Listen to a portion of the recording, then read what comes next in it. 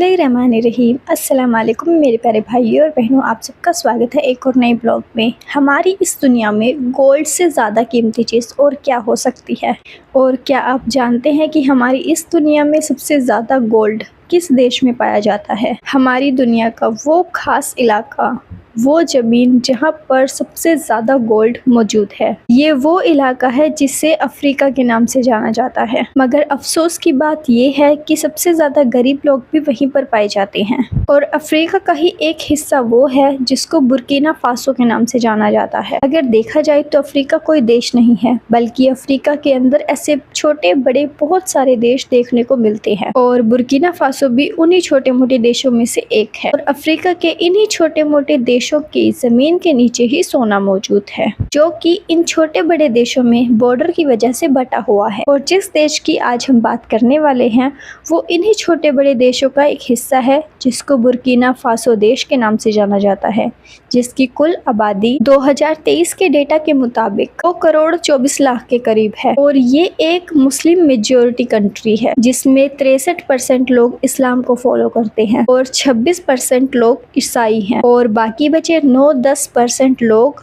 वो या तो अफ्रीका के पुराने धर्म को मानते हैं या फिर वो किसी भी धर्म को फॉलो ही नहीं करते। और बुर्किना फासो अफ्रीका का सबसे ज़्यादा सोना पैदा करने वाला देश है, जिसकी राजधानी का नाम वागाडोगू है। और इसी देश के मेन लीडर का नाम इब्राहिम ट्रावरे है, जो पिछले कुछ दिनों से मीडिया में काफ़ी चर्चा में मशहूर है। इब्राहिम ट्रावरे ने 2022 में केवल 35 वर्ष की आयु में इस देश की कमान संभाली थी और ये दुनिया के सबसे कम उम्र वाले राष्ट्रपति बने। लेकिन इनके मशहूर होने की वजह इनका कम उम्र का होना नहीं था, बल्कि इनकी तरफ से लिए गए ऐसे बहुत सारे खास फैसले थे जिन्होंने दुनिया के लोगों को हैरान करके रख दिया। इब्राहिम ट्रावरे ने जब से बुर्किना फासो की कमान संभाली है, वो तब से ही अपने देश की डेवलपमेंट को ग्रो करने में लगे हुए हैं। उन्होंने ऐसे बहुत सारे खास फैसले लिए हैं जिनसे वहाँ के लोग बहुत ज़्यादा इनसे खुश हुए हैं। लोगों का कहना है कि इब्राहिम ट्रावरे बुर्किना फासो के फ्यूचर को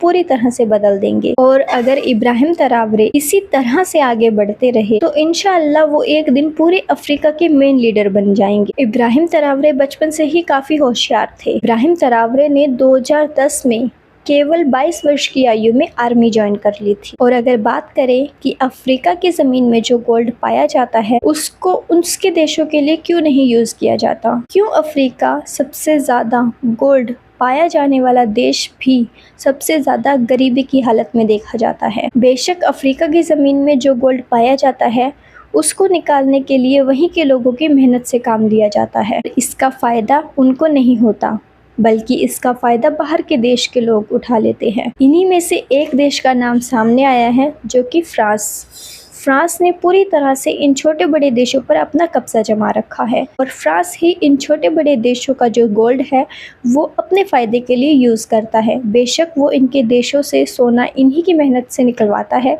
पर अपने देश के लिए यूज़ करता है। और यही खास वजह है कि अफ्रीका के इन छोटे बड़े देशों में सबसे ज़्यादा गरीबी पाई जाती है। जब से इब्राहिम ट्रावरे ने इस देश की कमान संभाली है, उन्होंने इस चीज़ पर पूरी तरह से रोक लगानी चाहिए। और इब्राहिम ट्रावरे चाहते थे कि अफ्रीका के देशों का सोना बाहर के देशों में ना जाए और इस सोने को वो अपने ही देश की डेवलपमेंट के लिए यूज़ करे। और यही वजह है कि जब से इब्राहिम ट्रावरे ने इस देश की गद्दी को संभाला है, तब से ही उसने दूसरे देशों से थोड़ी दूरी बनानी शुरू कर दी और वो अब अपने देश बुर्किना फासो को बेहतर बनाने में लगे हैं, वहाँ के लोगों की ज़िंदगी को बेहतर बनाने में लगे हुए हैं।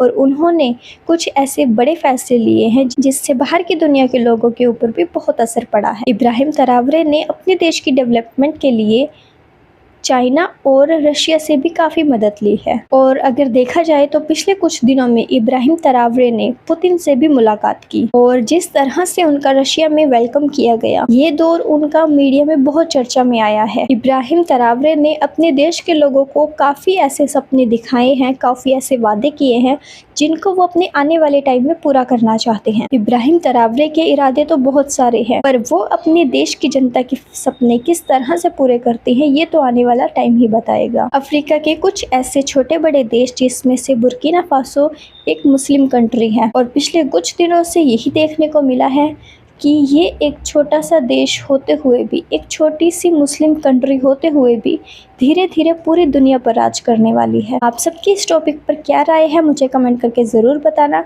अगर वीडियो अच्छी लगे तो प्लीज़ लाइक कर देना, शेयर कर देना, चैनल पर नए हो तो प्लीज़ सब्सक्राइब कर लेना। और आप सब अपना ख्याल रखिए, खुश रहिए, बाय बाय, टेक केयर, अल्लाह हाफिज़।